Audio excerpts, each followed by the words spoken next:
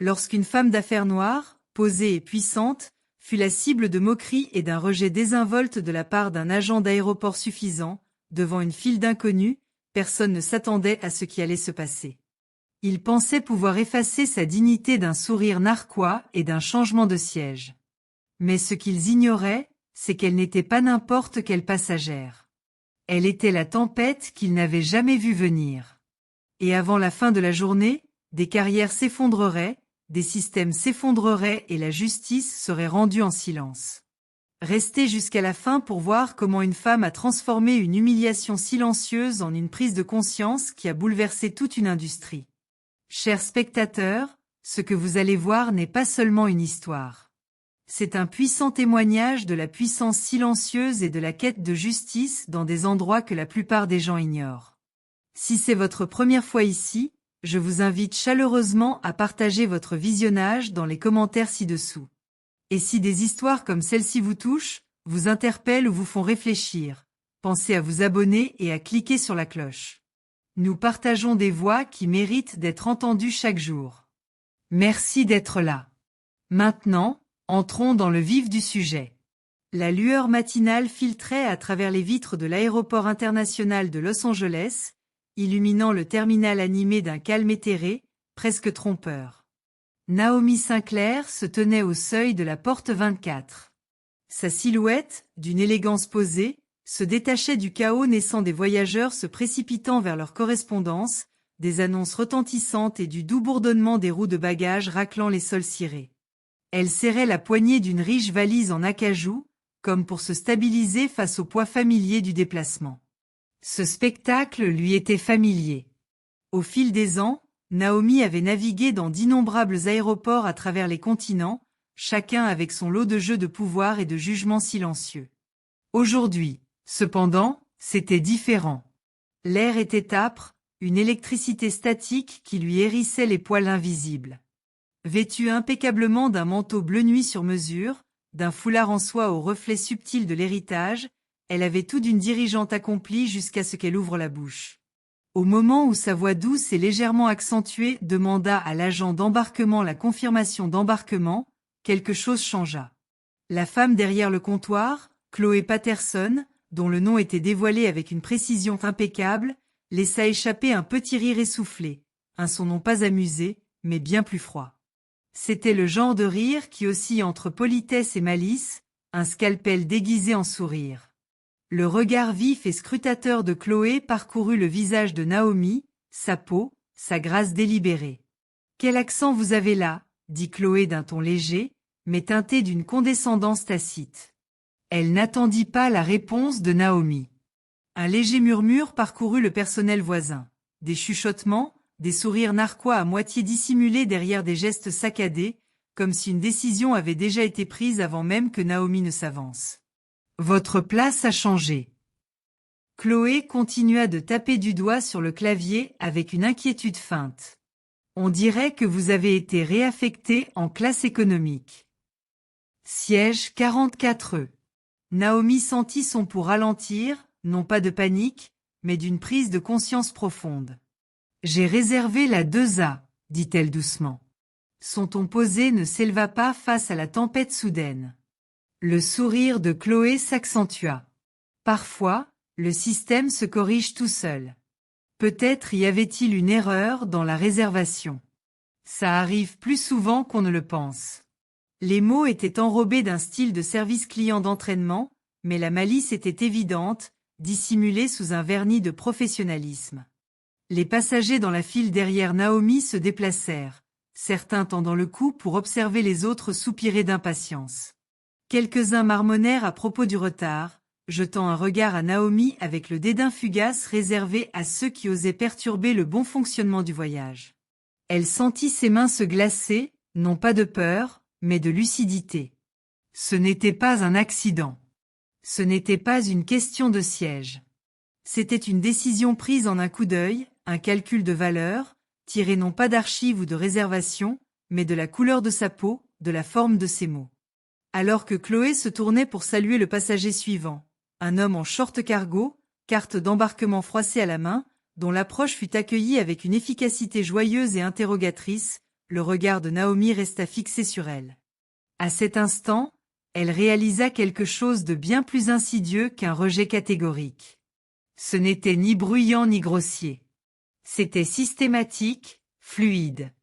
Un léger frisson, presque imperceptible, parcourut la poitrine de Naomi, un mélange de rage sourde et de compréhension aiguë. Elle se redressa, le poids de son histoire, de chaque rejet, de chaque regard en coin qu'elle avait subi, lui serrant la colonne vertébrale comme un bouclier. Sa voix, lorsqu'elle entendit cela, était basse et claire. « Y a-t-il un superviseur à qui je puisse parler ?» Les yeux de Chloé se plissèrent, les lèvres se crispant. Elle tapota son oreillette, appelant quelqu'un par radio avec la patience exagérée d'une employée de commerce confrontée à un problème apparent.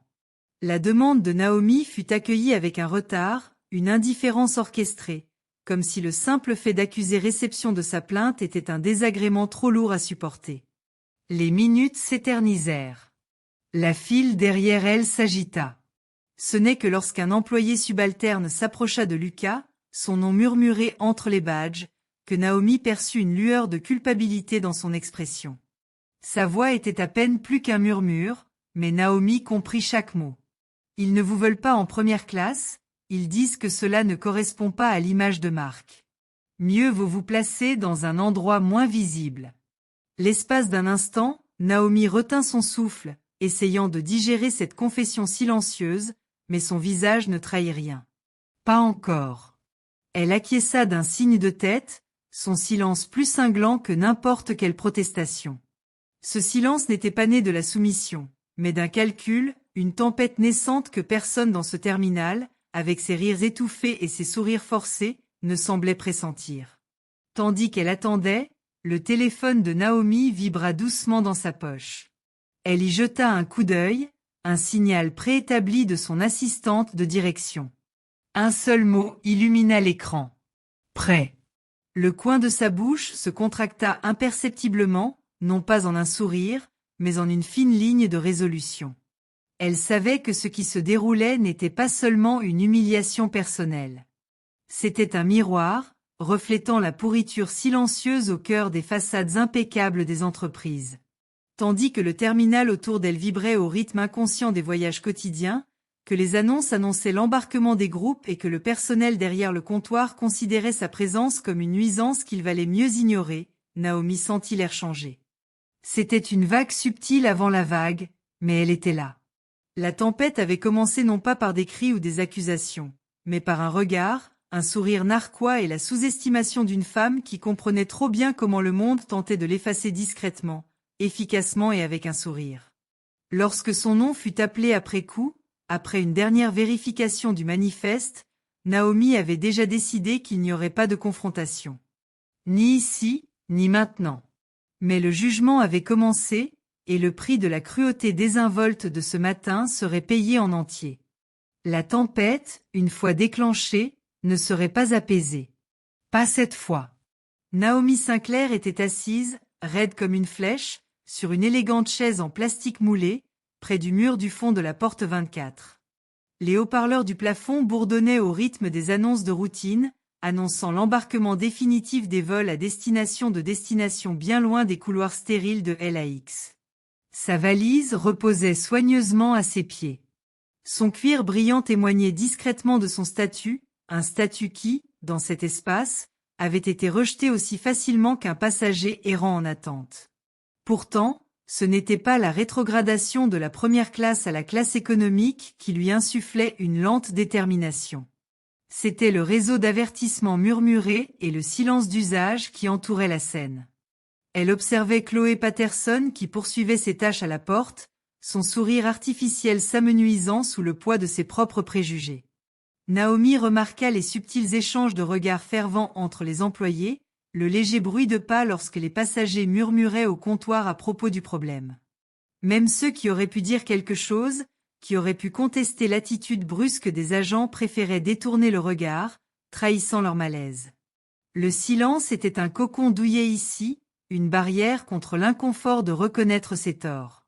Une hôtesse de l'air nommée Grace passa devant elle, jetant un bref coup d'œil à Naomi avant de s'éloigner précipitamment. Elle était jeune, légèrement tendue, le pas accéléré, comme si l'éloignement de la scène pouvait la protéger de ses implications. Le regard de Naomi la suivit, constatant que même parmi ceux qui reconnaissaient l'injustice, l'attrait d'une soumission silencieuse était trop fort. Les mains de Grace tremblaient légèrement lorsqu'elle ajusta le revers de son uniforme, un geste si infime qu'il aurait pu passer inaperçu, mais Naomi le vit. Elle vit tout. Lucas, l'employé subalterne, qui avait hésité plus tôt, retourna au comptoir, la voix basse, s'adressant à Chloé. Naomi n'entendait pas les mots, mais elle lut la tension dans sa posture, le léger froncement de ses sourcils.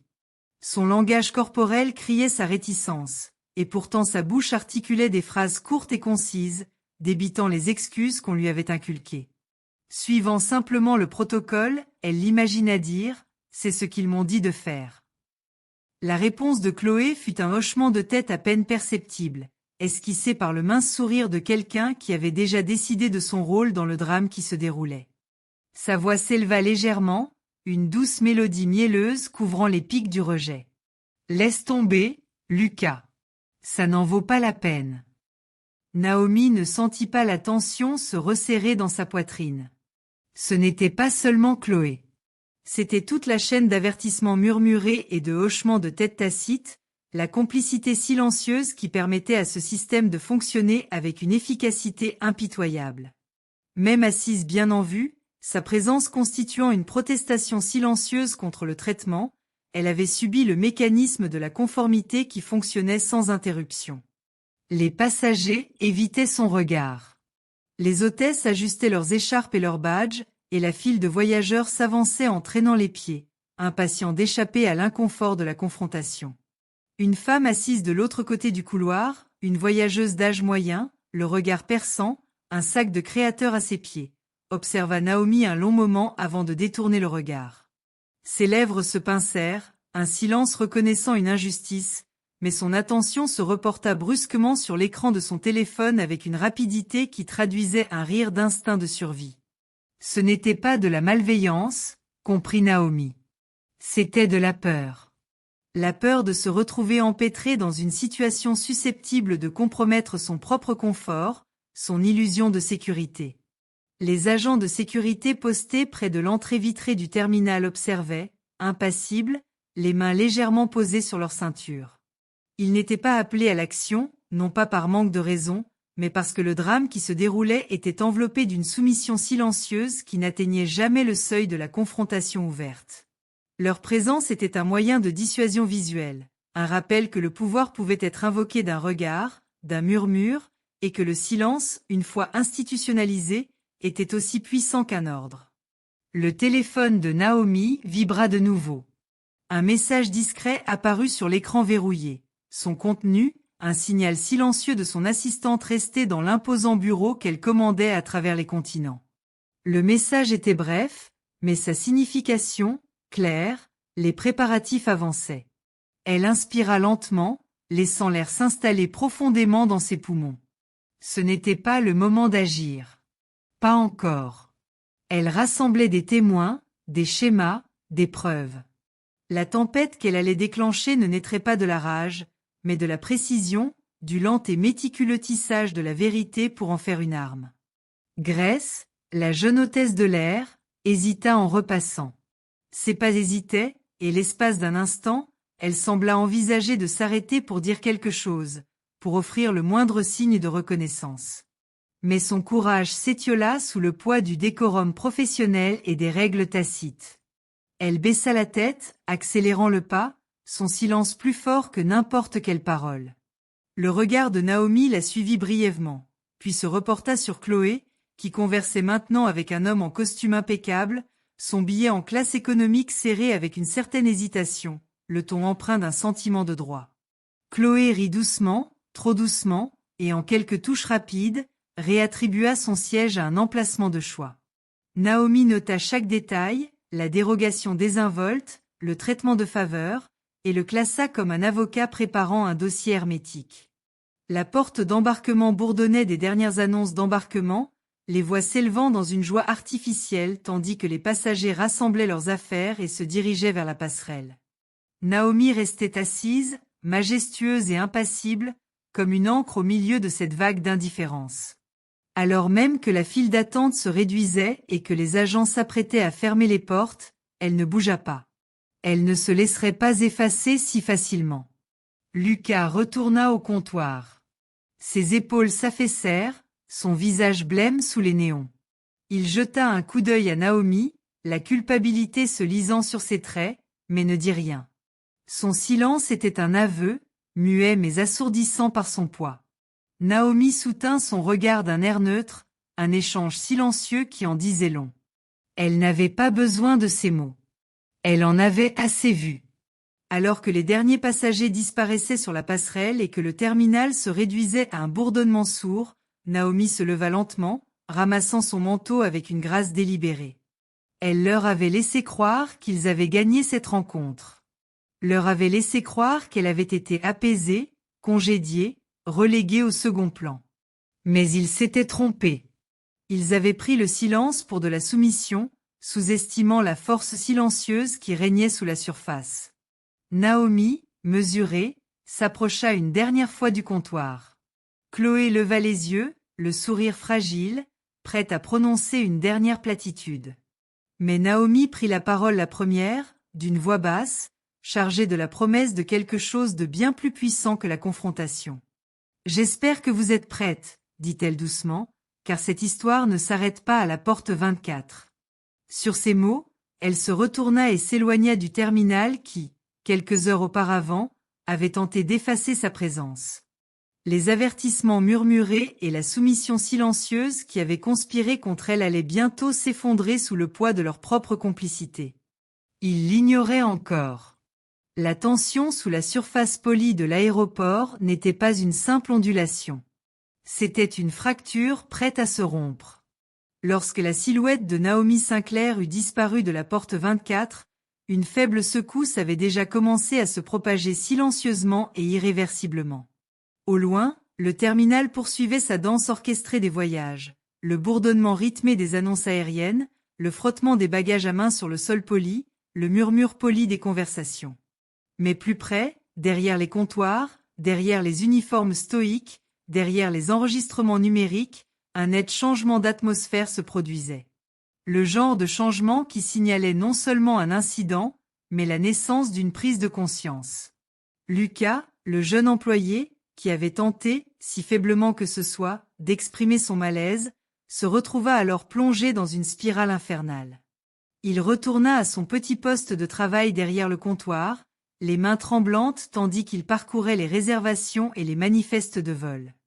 Son esprit, cependant, n'était pas concentré sur les tâches qui l'attendaient. Il était pris dans un tourbillon de la résilience silencieuse de Naomi, de son départ serein et de la lourde prise de conscience de ce qui venait d'être mis en branle. Les systèmes que Lucas considérait autrefois comme stables et justes avaient montré leurs failles. Son entraînement ne l'avait pas préparé à ce moment, au poids de la complicité qui pesait désormais sur sa poitrine comme une pierre. Ailleurs dans le terminal, le vernis de professionnalisme de Chloé Patterson commençait à s'effriter. Après le départ de Naomi, elle tenta de reprendre ses fonctions avec une précision mécanique, mais son esprit rejouait la rencontre par fragments. La voix posée de Naomi, son regard indéchiffrable, l'écho de ses mots d'adieu. Chaque clic de son clavier lui semblait désormais plus fragile, chaque sourire offert aux passagers plus tendu. Elle avait déjà vu des situations où, aussi subtiles qu'une respiration, elle ne retenait pas son souffle aussi rapidement. Son rire, son ton dédaigneux, sa propension à apaiser certains passagers tout en rejetant d'autres, tout cela était désormais comme une écharde qui la rongeait. Grace, la jeune hôtesse de l'air, se tenait au fond du terminal, les mains jointes. Un frisson de regret la parcourut comme une réplique. Elle avait tout vu et n'avait rien fait. Elle avait joué son rôle dans cette soumission silencieuse, ce simulacre de professionnalisme. Maintenant, ce silence lui semblait étouffant. Une pointe de culpabilité la submergea, plus profonde qu'elle ne l'avait anticipé.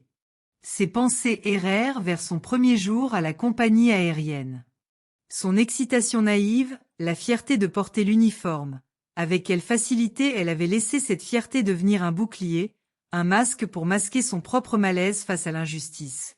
La dignité de Naomi avait brisé cette illusion. Pendant ce temps, dans les recoins feutrés du bureau des opérations, le chef d'équipe, un homme nerveux nommé Denny Marks, observait les écrans avec une inquiétude grandissante. L'incident n'avait pas été officiellement signalé, mais des rumeurs circulaient déjà dans les communications. Les radios du personnel crépitaient, des échanges à voix basse. Le personnel de sécurité échangeait des regards.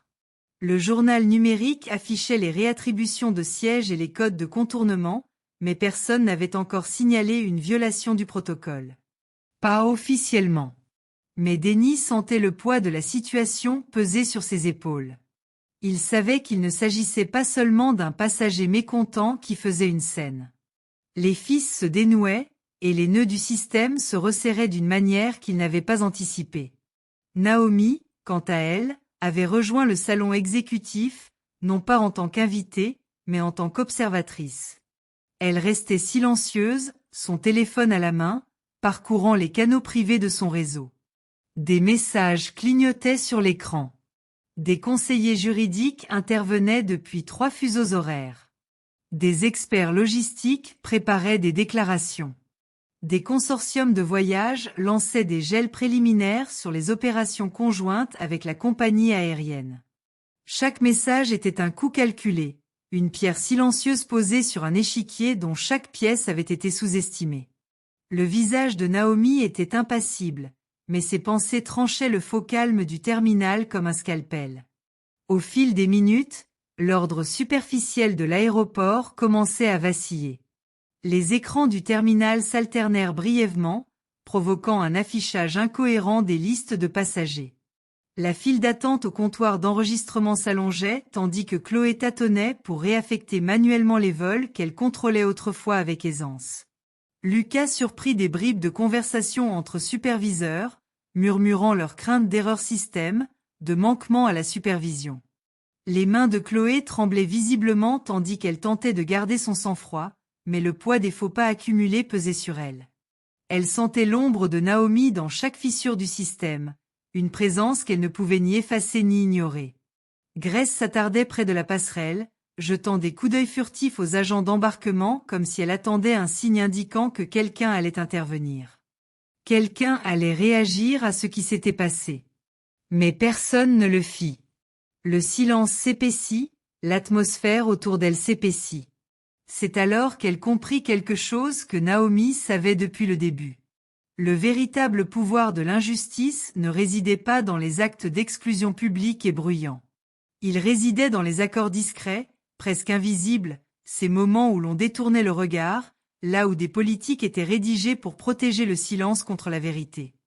Dans la salle de pause du personnel, Denny pressait son téléphone contre son oreille.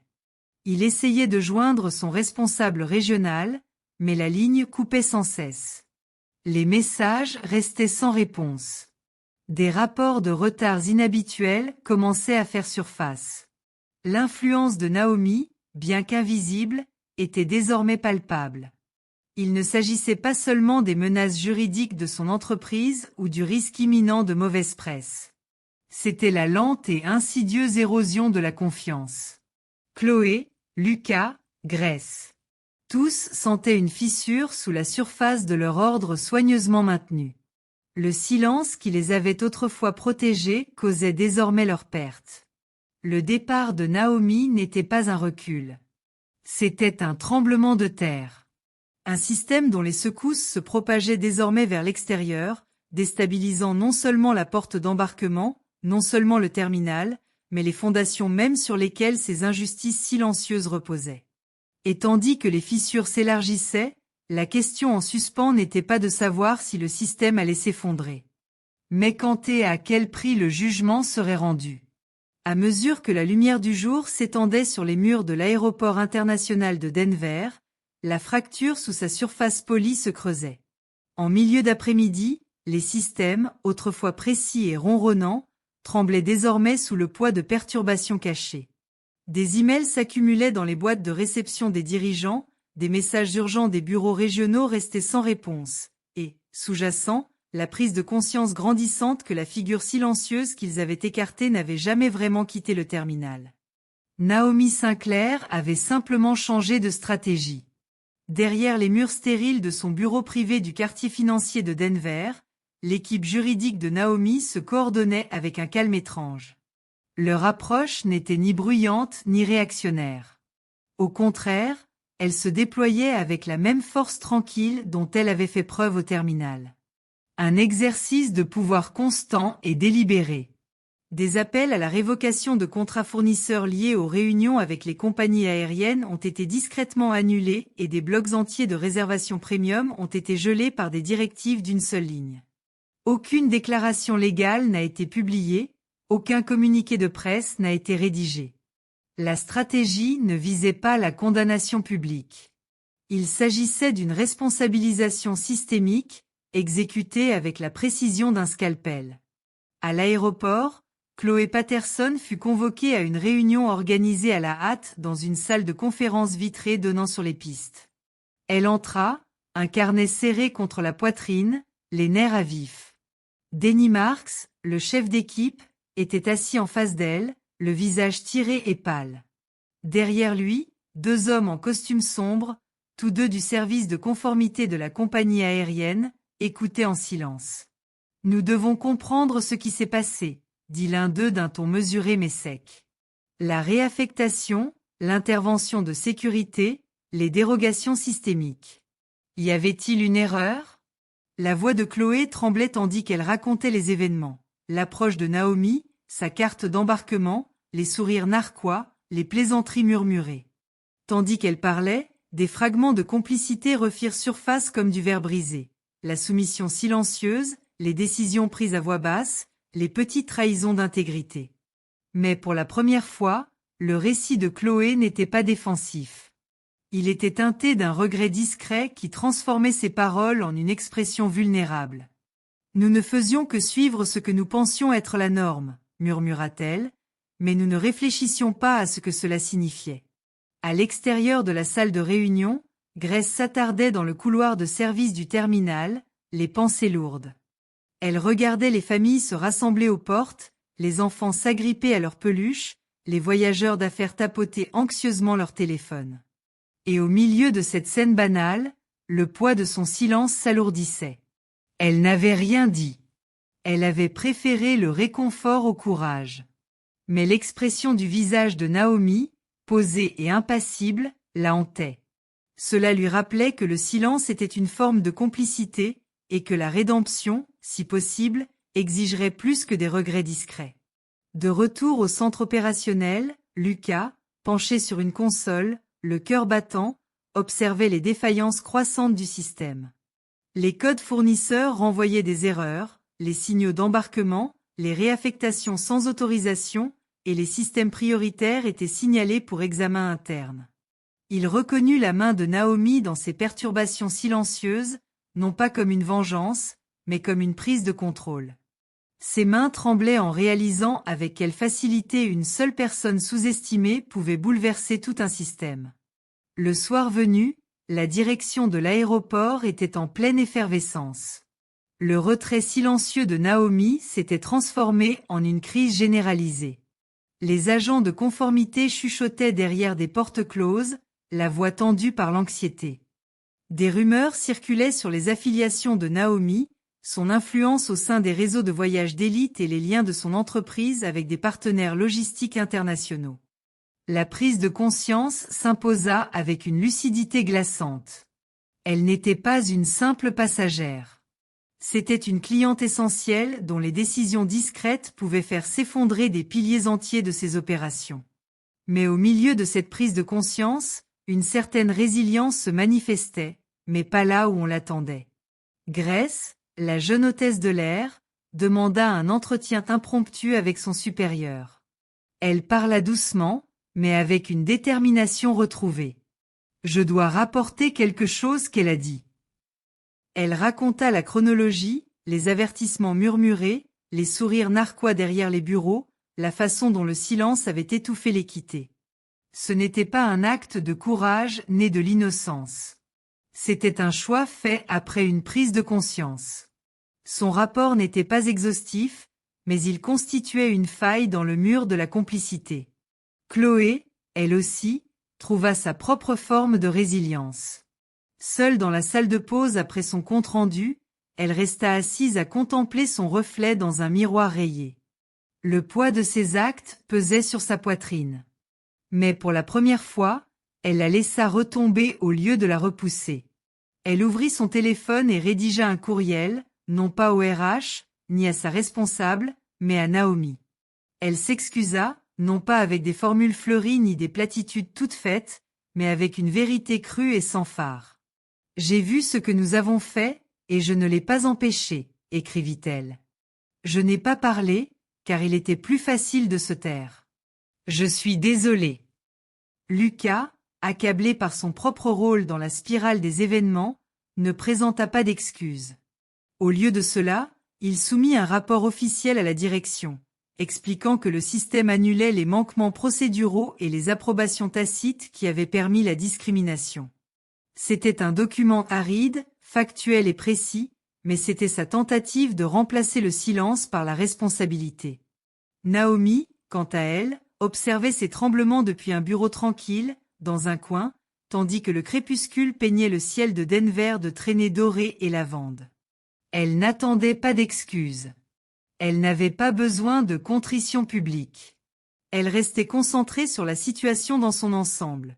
Une restructuration des relations, un rééquilibrage du pouvoir, une redéfinition de la résilience. Il ne s'agissait pas seulement de sa propre expérience. Il s'agissait de démasquer une culture qui se nourrissait du silence. Le jugement, tel qu'il se déroulait, n'était pas un spectacle. C'était un démantèlement silencieux, un retrait de confiance, une réaffectation d'influence. Pour Naomi, ce n'était pas un acte de vengeance. C'était une affirmation de dignité, une insistance sur le fait que la résilience ne consistait pas à surmonter l'injustice, mais à la transformer. Et tandis que les couloirs policiers de l'aéroport se remplissaient de murmures nerveux et de réflexions silencieuses, Naomi restait calme. Car pour elle, la véritable victoire ne résidait jamais dans la réaction. Elle résidait dans la résilience silencieuse de l'action qui réécrivait entièrement les règles. La voiture de Naomi Sinclair roulait avec fluidité dans les rues calmes de Denver. La silhouette de la ville s'estompait lentement dans la nuit derrière elle. Les lumières des immeubles imposants scintillaient sur le ciel bleu profond, contrastant fortement avec l'agitation qui couvait sous eux quelques heures plus tôt. Elle resta assise en silence, le regard fixé sur le chemin devant elle, mais son esprit retraçait les contours de ce qui s'était déroulé. Ce n'était pas seulement l'effondrement d'un système malchanceux à l'aéroport. C'était l'aube d'une prise de conscience, une reprise silencieuse du contrôle qu'elle avait toujours eu à sa disposition. Les événements de la journée n'avaient rien à voir avec la vengeance ou le spectacle public. Ils évoquaient la vérité, une vérité longtemps ignorée, longtemps enfouie sous des façades polies et des sourires figés. Les actions de Naomi étaient délibérées, non pas par recherche du chaos, mais parce qu'elle reconnaissait le pouvoir d'une résolution mesurée. Elle avait laissé le système s'effondrer sous son propre poids. Et maintenant, tandis que la ville s'exhalait sous le couvert de la nuit, elle commençait à envisager la suite. Dans son bureau de Denver, le bourdonnement discret des courriels et des notifications entrant avait presque cessé. Les équipes juridiques avaient déjà déposé les retraits nécessaires. Les services financiers avaient clôturé leurs comptes, et les perturbations systémiques qu'elle avait initiées plus tôt dans la journée s'étaient transformées en réajustements systémiques discrets. Les contrats étaient réévalués et les appels à réparation commençaient à résonner dans les médias de l'entreprise. Mais pour Naomi, ce n'était que des formalités. Elle pensait déjà au-delà des conséquences immédiates. Le chapitre suivant ne consistait pas à revenir aux anciennes structures ni à publier des déclarations qui attisaient la soif de résolution du public. Naomi comprenait la futilité des excuses sans responsabilité ni des assurances rendues vaines par l'inaction.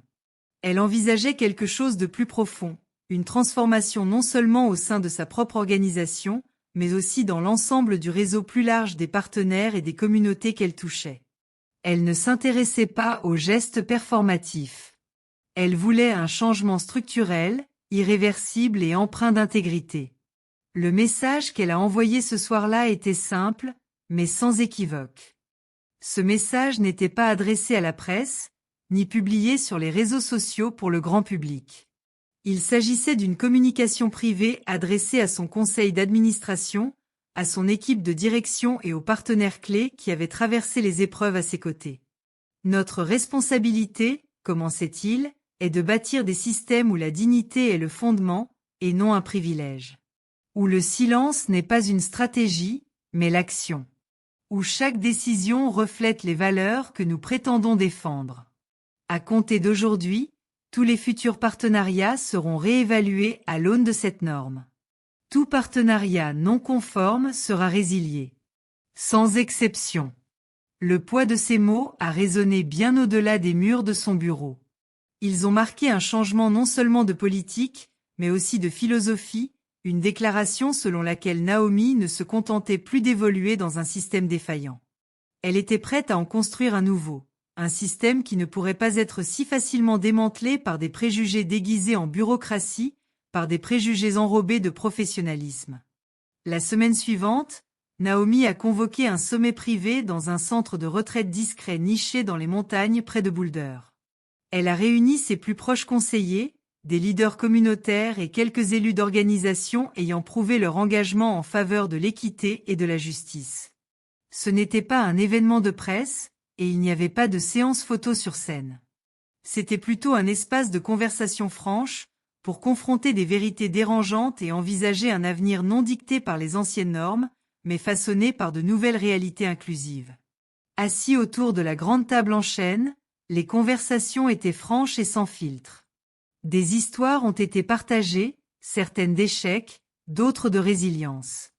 Des plans ont été élaborés non pas pour simplement réparer ce qui avait été brisé, mais pour le remplacer entièrement. Naomi a écouté, a contribué, puis, alors que la soirée s'approfondissait, elle a pris la parole. Sa voix était ferme, mais d'une profondeur qui a plongé la salle dans le silence. Les systèmes que nous construisons, a-t-elle dit, doivent être suffisamment solides pour résister aux préjugés, mais suffisamment flexibles pour les corriger. Ils doivent être transparents, responsables et bâtis avec empathie au cœur. Nous ne sommes pas là pour réparer l'ancien. Nous sommes là pour créer le nouveau. Dans le silence qui a suivi, quelque chose a changé. Ce n'était pas seulement la détermination d'une femme, mais l'éveil d'une compréhension collective que le changement, le vrai changement, ne commence pas par des politiques ou des sanctions. Il commence par le courage de réimaginer le monde tel qu'il devrait être et la détermination de le concrétiser. En observant les visages autour de la salle, Naomi découvrait la détermination, l'espoir et la sagesse profonde. Elle ressentit quelque chose de plus profond que la satisfaction. Elle sentit une raison d'être renouvelée. Le chemin à parcourir ne serait pas facile. Il exigerait davantage de moments de silence, des décisions plus difficiles et un engagement plus indéfectible. Mais elle était prête. Le début d'un nouveau chapitre ne fut pas marqué par des annonces ou des gros titres.